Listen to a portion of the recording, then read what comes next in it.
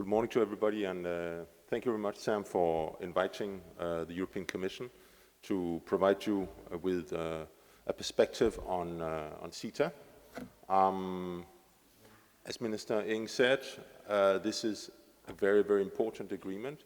It's a very well-functioning agreement, and it gives an enormous amount of opportunities to both sides.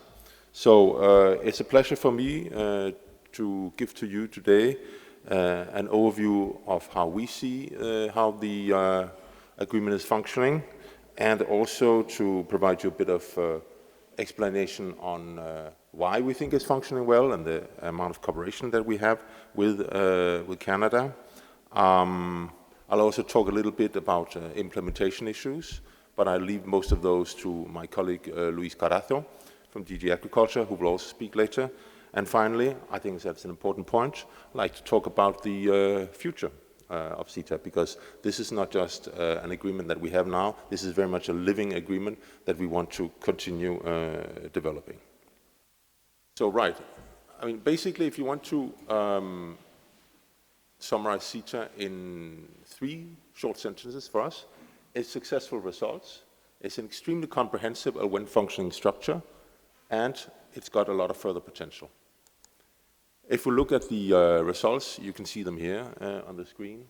Canada is the EU's 11th trading partner, and that's quite a lot of euros in trade that's going across the Atlantic.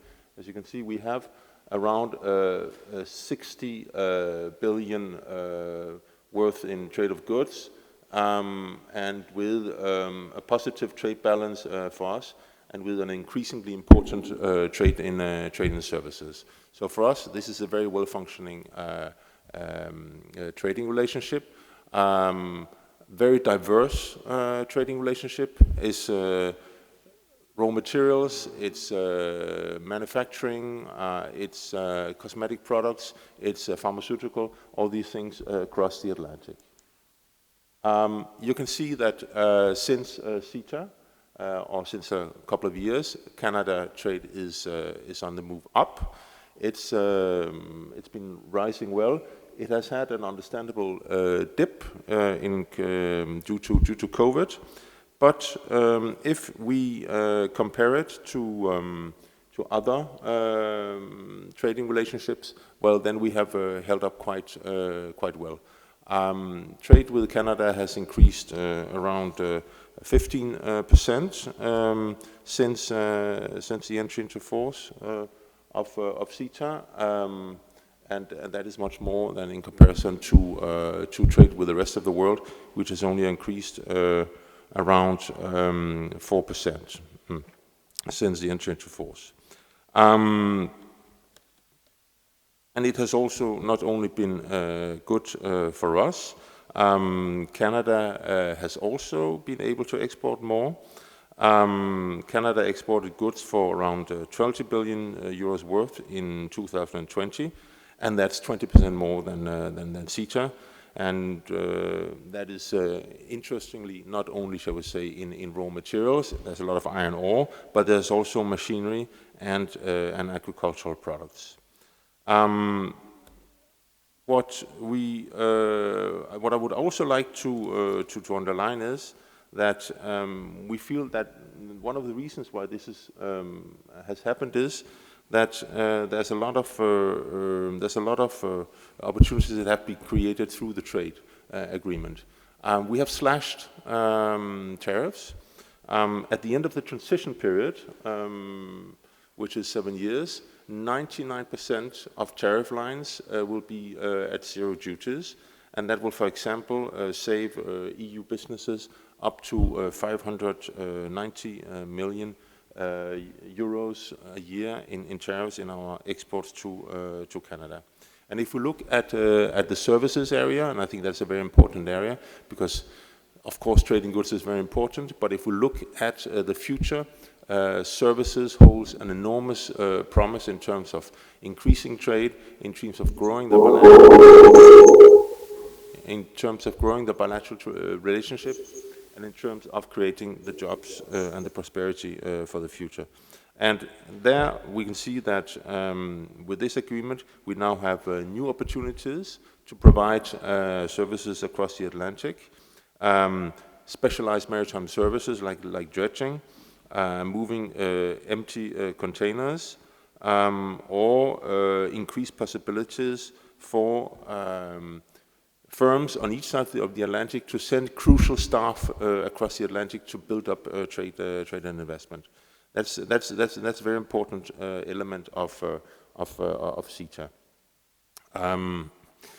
We also can say that this is an agreement that is not only, shall we say, focused on goods and services only.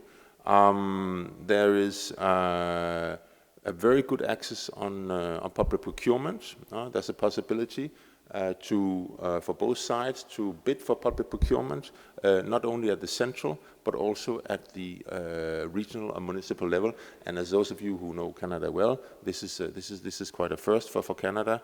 And of course, with this agreement, Canada has now a privileged access to the biggest public procurement market in the world, the European one. Then I think that's an important, another important element that I want to underline, and that is that CETA is a modern agreement. It's a very progressive agreement. It has a very strong focus on trade and sustainable development, trade and labor, trade and environment.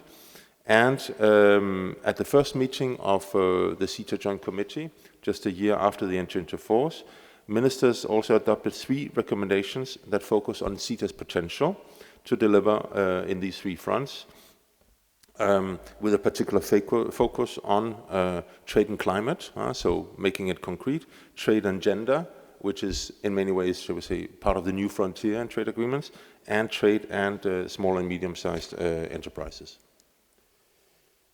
Now, I will provide you, this presentation can be provided to you, so I'll not go through all the details, but here you can see how diversified trade is and how well it has developed in most areas. Now I want to come to an important point, which is CETA's institutional structure. It is a very elaborate institutional structure, but that is, I think, because there is really a strong will from both sides to go deep into the issues, and there's also a capacity for both sides to feel the necessary expertise and really go deep into different areas. So what we have is a strong structure which combines both top-level engagement at regular intervals. There's the CETA Joint Committee, which meets at the level of ministers. And we just had the last meeting earlier this year between Minister Eng and EVP Dombrovskis. But underneath, you can see there's 19 specialized committees and dialogues, which all report to the CETA Joint Committee. And these are chaired by Commission officials on the EU side and Canadian officials on the Canadian side, of course. All these specialized committees monitor the implementation of the agreement. They try to, and they give us a forum. They give us a forum for each side to take up difficult issues, be that in the area of services, trading goods, rules of origin, SBS, or other issues. In addition to that, we've set up, as part of this structure, a number of bilateral dialogues where we exchange on important aspects of mutual interest. And that's, for example, forest products, raw materials, and I think everybody who's living through the semiconductor shortages or the increases in prices of energy understands the importance of that. We also have a dialogue on cars and on biotech. And then there's a quite unique body within CETA, which is unique to this strong bilateral relationship between sophisticated partners, which is the Regulatory Cooperation Forum. An entire chapter of CETA is devoted to regulatory cooperation. That's where we try to exchange views on practices and try to align our regulatory work and either eliminate or avoid new barriers. Result of this work has been very concrete. Thanks to CETA, we now have a rapid alert system between us for dangerous products, and they are interconnected, so that if a dangerous product is detected in the EU, well, Canada authorities are informed. And that's again something that facilitates trade, that creates the trust in the trade relation, and makes it easier for traders, exporters and importers on both sides to trade. Also, we have joined forces to launch common alert campaigns and common market surveillance activities. And also, another very concrete result that I want to highlight is the fact that we have been able to remove a number of additional tests that Canada was carrying out on products that are classified as cosmetics in the EU and as drugs in Canada. That's, for example, products like sunscreens, anti-dandruff shampoos, toothpaste, which can now be more easily exported and imported. The final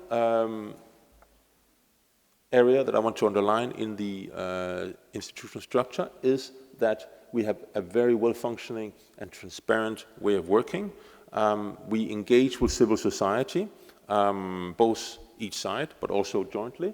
And there are domestic advisory groups on each side, which are involved in the implementation. That's very important for us. The time when trade agreements were negotiated in an ivory tower and implemented out of sight of the public are over. And today, NGOs, stakeholders ask for and demand for, and they get transparency. So what we do is we keep a very transparent state of work with Canada. We publish the agendas, we publish reports, and give all the information. There's nothing under the carpet, it's all on the website. Now, going to a couple of implementation issues. Even when the relation is very good, as it is between the EU and Canada, there are, of course, some areas where we feel that implementation could be better, and there are also areas where Canada feels that implementation could be better. So we keep on talking about that. Our concerns are mostly in the area of agriculture and geographical indications, also a bit SBS issues, and Luis will dive into those issues later.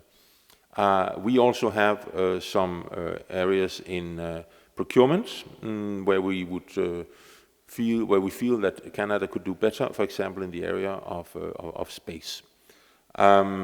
We are therefore also monitoring a number of market access concerns in services. And this is continuing work, but we have a very good level of dialogue with Canada, even if we don't always agree. On the other hand, Canada has also some concerns on how EU rules or changes could possibly affect Canadian exports, for example, in the area of the Green Deal, farm to fork, or other areas. And the good thing about the CETA there is that we do have this bilateral forum to take it up and don't only depend on, shall we say, normal diplomatic démarches or work in the WTO. So, as I said, what does the future hold?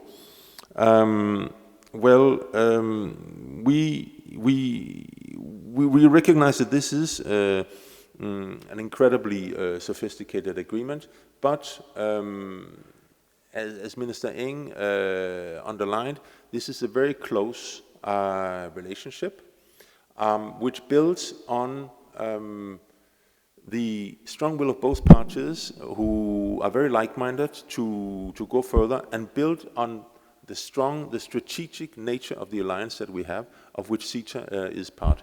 Because it's a fact that the EU and Canada see eye to eye on a whole number of issues. We jointly support the multilateral trading system, which is under attack which is under threat from lack of functioning of the WTO. We are both extremely concerned about climate change, work strongly together on that, and we work together on important issues like the circular economy, the protection of biodiversity, and also restoring the oceans and the seas. So there's a lot of work. There's a very good basis to build on. So therefore, we think that it's very important that we start thinking about the future work. And what are the challenges we have there? Well, partly, I think it's continuing to work on the regulatory issues that we have taken up in the regulatory forum. So carbon border measures, green procurement, for example, there are possibilities there. We are always we're always interested in hearing from business. What do you feel that we should take up in the regulatory forum? Where are there rules on one or the other side that we could maybe look at and work together on? We are trying hard to negotiate a mutual recognition agreement on architects. Again, a sectoral agreement, maybe not so big, not a big sexy acronym, but this is something that concretely facilitates work and business opportunities for a concrete number of people.